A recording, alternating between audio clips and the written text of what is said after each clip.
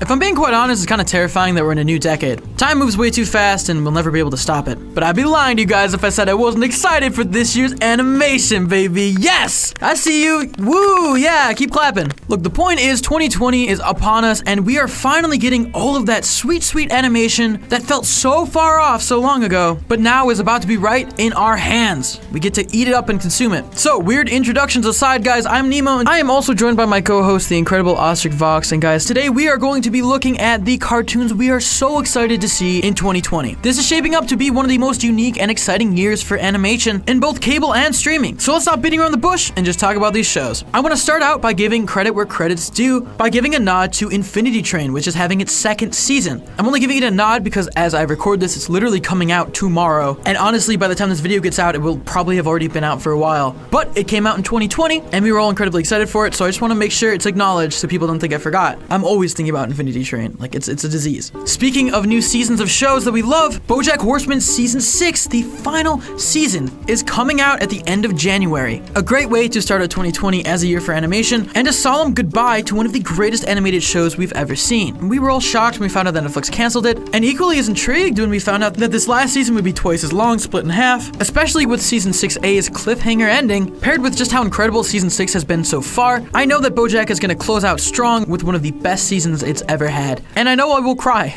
Probably. I'll cry very hard. Such is life. Netflix is putting their best foot forward in fully realizing the potential of animation. And the best example of this is the upcoming interactive animated series, Battle Kitty.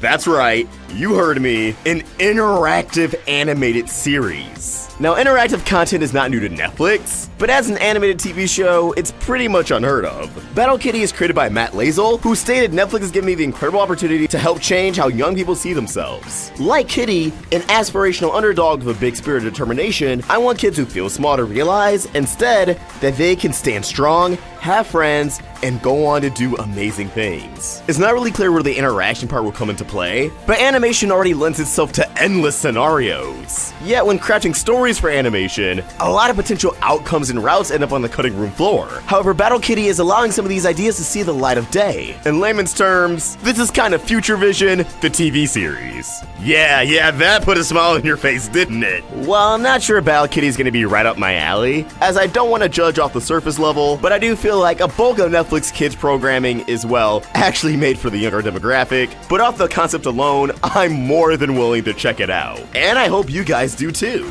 We're also getting Amphibia Season 2. Amphibia is the incredible Disney cartoon made by Gravity Falls alumni Matt Braley, following the adventures of teen Anne, who's transported to an incredible frog fantasy world where she has to learn to adjust, makes new friends, and goes on adventures, learning great lessons along the way. So far, it has had one incredible season, one that's left us all wanting more, and in 2020, we're finally gonna get that. Speaking of Disney Channel animation, guys, I would say the biggest show that's coming out in 2020 is The Owl House. This show, from the mind of Dana Terrace, another Gravity Falls alumni, has a similar premise of a teenage girl being thrust into the world of magic and living and staying with a rebellious witch while she attempts to learn magic herself. Every single thing we've gotten from this show so far, from the theme song that's come out to any clip or concept art, has been incredibly promising and intriguing, and with the amount of hype built up around the show, because of how good it looks, I just know it is going to deliver. Fans have been waiting on this one for a while, so this is going to be a pretty exciting premiere, and one that I'm sure will not let us down. Rick and Morty should also continue new episodes this year. We're gonna get the second half of Season 4, and I'm hoping even Season 5 could start up in the fall. They did say that they wanted the wait between Seasons 3 and 4 to be the last big wait. And considering they're already in the writing stages of Season 5 when Season 4 started rolling out, I actually am pretty hopeful that they can get on such a consistent schedule. A new season every year in fall, that carries over to 2020, maybe we chill out in the summer, but that's only so they can go ham again and again. Though, you know, I would say the pressure may be on for Rick and Morty, because 2020 could mark 3 years since we've seen Evil Morty. Considering the show's popularity may be ever growing, it'd be a great way to keep stirring up conversations about it if Evil Morty popped up sometime soon. But you know what? We could be wrong. Likely wrong. Speaking of waiting a long time for a show, guys, after years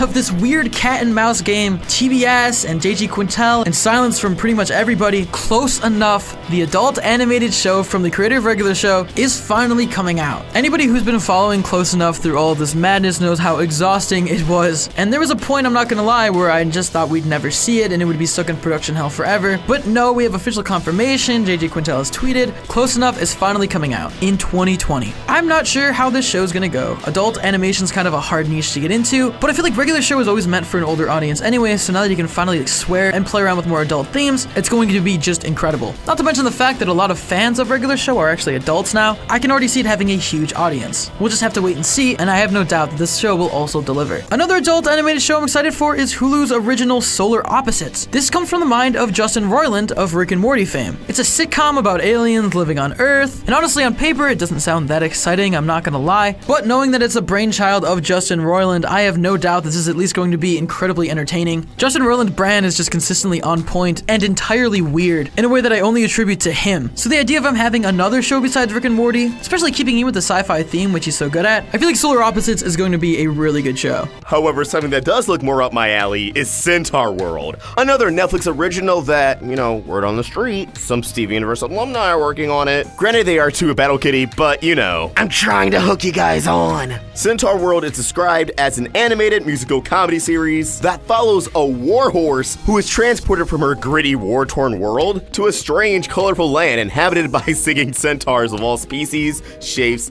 and sizes. Like, just look at this promo art. Yeah, these are centaurs, but their top half isn't human. This guy's a giraffe. We have a zebra, we have a llama. Like, these are one of the cartoons that kids and stoners can get behind. Are you kidding me? However, there will likely be hints of an overarching story. As the initial press synopsis reads, desperate to return home, she befriends a group of these magical creatures and embarks on a journey that will test her more than any battle she's ever faced before. I truly am smitten with this concept. I'm ready to once again feel like I'm tripping balls and probably going to cry over a wacky but heartfelt kids show and musical. Those songs are gonna slap. I can feel it. Centaur World is also slated for 20 episodes, so we're likely gonna get a pretty meaty season, unless they pull a classic Netflix move, where they release like 10 episodes as one season and then 10 episodes as the second one.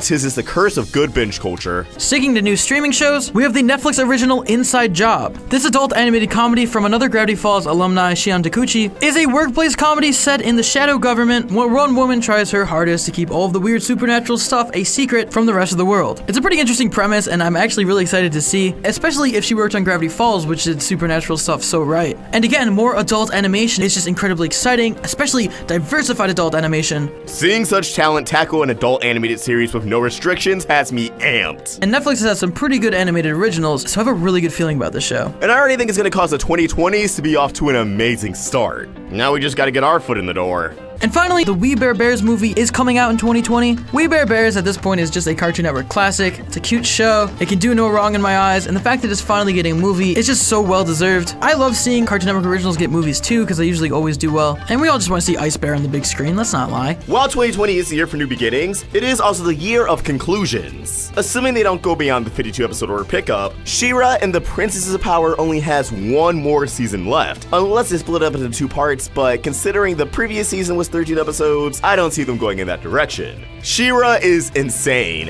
It already had a strong start, but it's only gotten better with time. And I have a feeling that the final episodes are going to be a tearjerker. Seriously, no exaggeration, I'm ready to cry. And even though they wouldn't come out this year, I'm really hoping that 2020 will see some more Nickelodeon classic revival announcements, similar to Hey Arnold the Jungle Movie, Rocko's Modern Life Static Cling, and Invader Zim Enter the Florpus. Give me an Avatar The Last Airbender special that takes place after the original series that gives us a slightly older Aang, Katara, Zuko, Toph, and Sokka. They don't need to be full-blown adults, but there definitely has to be stories to tell after the war. I know we have graphic novels to shed some light on that, but I'm looking for something a little bit more, animated. Or what about Danny Phantom? Come on. Just one more special for that series would be amazing. So there you have it, guys. That was our animation roundup for 2020. Again, 2020 is shaping up to be one of the best years for animation we've seen in such a long time, and I couldn't be more excited to just enter this new decade with some new animation, with some new cartoons that all seem like instant classics. But 2020 is also going to be the year for Glitch Text, the end of Steven Universe Future, Adventure Time Distant Lands, Infinity Train Book 3, and likely so much more we're not even aware of yet. That new SpongeBob movie? Huh? That's a thing. Between the arrival of new shows, the return of older shows, and blockbuster hits that I can't wait to feast my eyes on, animation is truly stronger than ever. I probably say that every year, but until it stops ringing true, I'm always going to sing the praise.